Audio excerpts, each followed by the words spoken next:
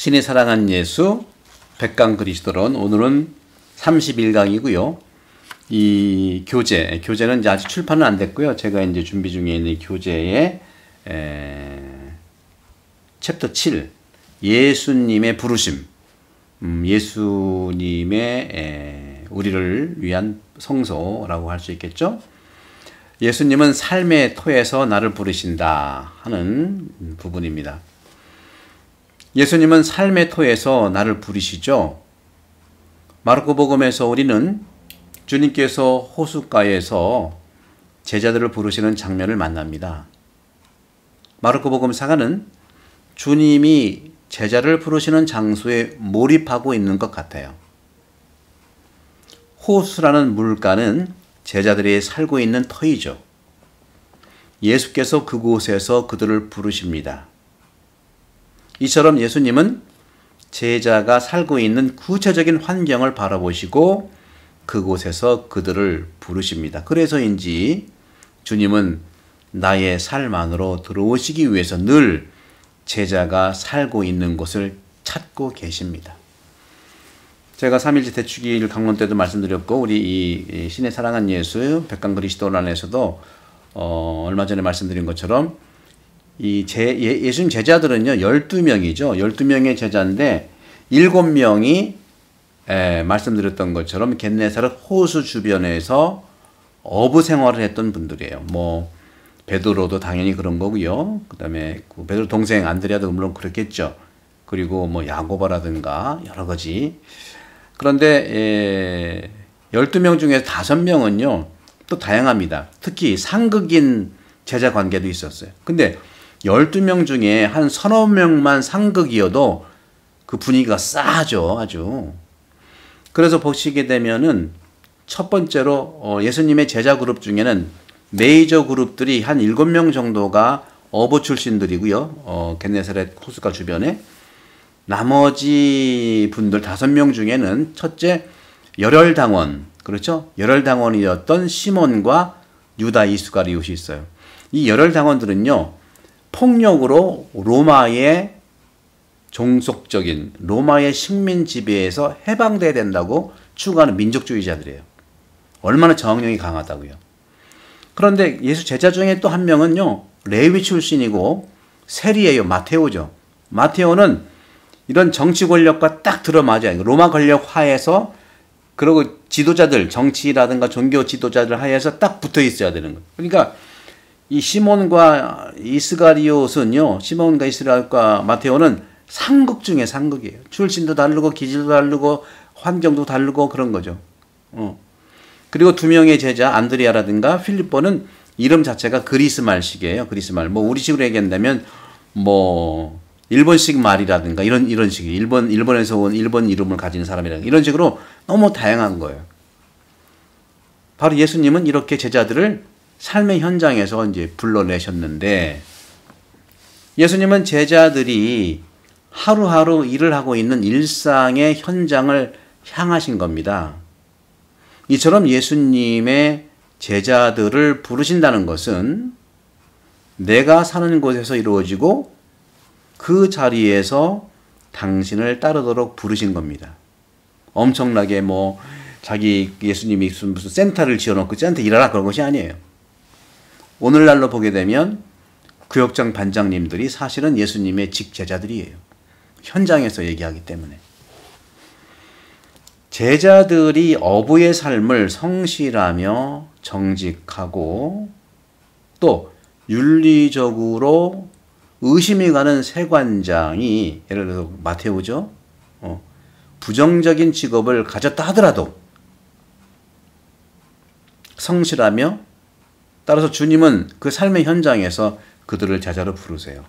예수님의 제자 부르시는 것은 어떠한 그러한 외적인 그런 기준들이 있는 것이냐? 있긴 있지만 그 기준이 바로 제자의 삶을 통해서 배우는 것이죠. 이렇게 예수님은 제자들이 처한 구체적인 현장으로 다가가십니다. 그래서 주님은 그들을 신앙회로 인도하시고 그들에게 인격적인 사랑을 나누고 헌신하십니다. 그렇다면 오늘 주님은 그들이 특별히 내게, 즉 특별히 내가 무엇을 하도록 부르셨을까요? 예수님께서 취하신 인격적이고 친밀한 접근이야말로 그리스도인들이 예수님을 따라서 제자가 되는데 매우 중요히 눈여겨볼 방법이고 태도라는 말씀을 합니다. 오늘 주님이 당신을 따르도록 나를 부르러 오신 것은 당신의 말씀과 당신에 대한 신뢰, 그리고 희망의 언어들을 각자가 배우도록 하기 위해서 부르신 겁니다. 그래서 주님은 말씀하시죠. 마르코복음 10장 21절에 와서 나를 따라라. 이 말씀은 내가 온전히 당신을 따르도록 부르시는 소명입니다. 그런데 예수님께서는 이미 우리가 살펴본 것처럼 세례를 받으셨잖아요. 세례자 요한의 세례를 받으셨는데 이 세례라고 하는 것도 부르심의 첫 번째 표징입니다. 마르코복음사가는요, 예수님을 참으로 닮고 진정한 그리스도인이 되기를 바라는 자를 위해서 교리교육책 마르코복음을 쓰신 겁니다. 썼습니다. 주님의 메시지는 뭘까요? 바로 마르코복음을 통해서 예수님께서 말씀하시는 당신의 메시지는 병에 걸린, 아픈 사람이죠? 병에 걸린 모든 사람들에게 손을 뻗었다는 것, 이걸 담고 있는 거예요. 손을 뻗었다는 것. 따라서 예수님이 선포한 천국이란 무엇일까? 바로 이 지금, right now, 이 지상에서 엑소시즘, 구마, 요즘으로 얘기하면 조현병, 뭐 이런 거죠. 이런 구마. 또 한 가지는 바디 힐링인데 몸치유. 그렇죠.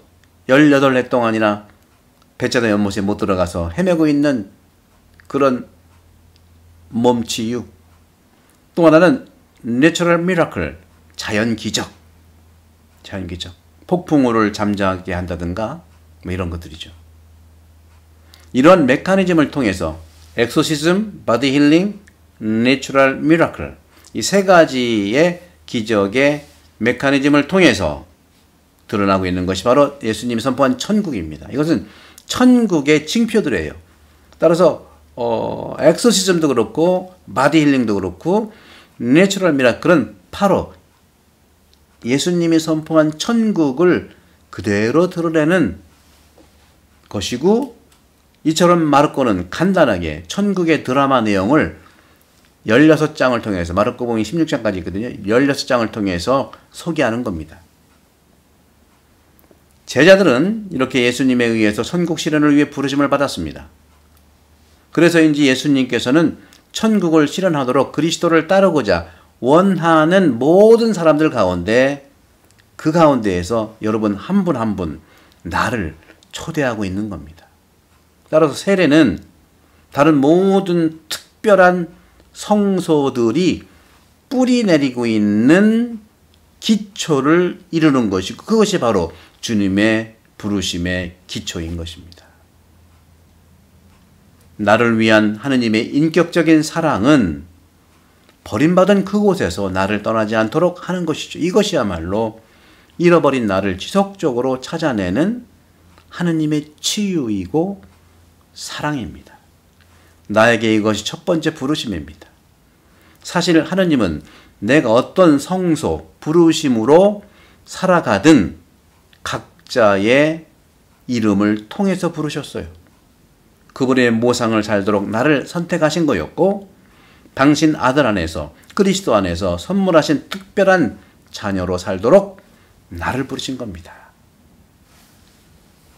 나를 부르시는 이러한 성소의 초점은 하느님과 나와의 지속적인 대화인데, 그 대화를 통해서 서서히 발전하고 또 발전하는 겁니다. 집밥으로 우리가 성장하듯이 한꺼번에 뚝딱 되는 게 아니에요. 기다리고 또 지속적으로 하는 거예요. 이렇게 세례는 새로운 탄생이고 성소의 최고 지점이며 하느님과 하나가 되는 일치하는 부르심입니다. 세례 안에서 나는 예수님, 그리고 다른 형제들과 또 다른 이들과 형제고 자매가 된다는 것입니다. 그리고 하나가 된다고 하는 것은 내가 거룩함으로 부르심 받은 우리 곧 교회가 된다는 것이죠. 이 모든 것이 그리스도께서 사랑하는 지혜의 결과입니다.